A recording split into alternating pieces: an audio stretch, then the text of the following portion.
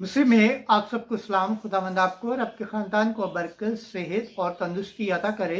मसीह यस्सु नासरी के नाम से आमीन। हमारे लिए आज की अंजील मुकद्दस लूका के मुताबिक 13 बाब पहली से 9वीं आयत तक।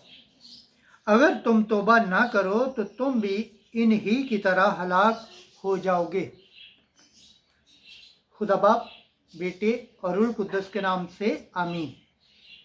एक दिन बाज आदमियों ने आकर यस्सु को उन जलीलियों की खबर दी जिनका खून पिलातुस ने उनके ज़िबियों के साथ मिलाया था, और उसने जवाब में उनसे कहा कि क्या तुम समझते हो कि ये जलीली बाकी सब जलीलियों से गुनहगार थे कि उनके साथ यूं हुआ?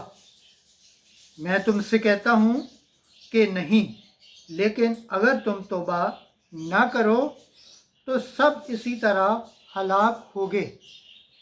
या वो 18 जिन पर शलूम का बुर्ज गिरा और दम मरे, क्या तुम समझते हो कि वो यरूशलेम के बाकी सब रहने वालों से ज़्यादा कसूरवार थे?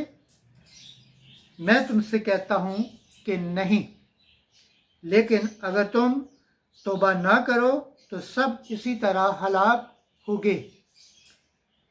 यस्सु ने ये तमसील कही कि किसी के ताकिस्तान में अंजीर का एक दरख्त लगा हुआ था।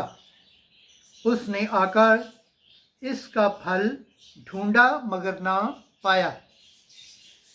तब उसने अकराम से कहा, देख, 3 बरस से मैं आकर अंजीर के इस दरख्त में फल ढूंढता हूँ मगर नहीं पाता। इसे काट डाल, ये ज़मीन को भी क्यों रोके रहे?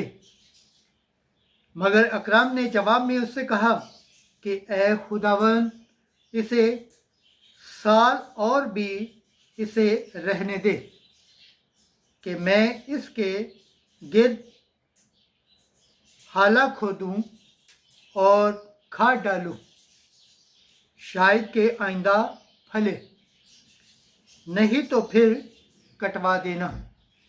अंजील मुकद्दस के वसीला से हमारे गुनाह माफ़ किए जाएं।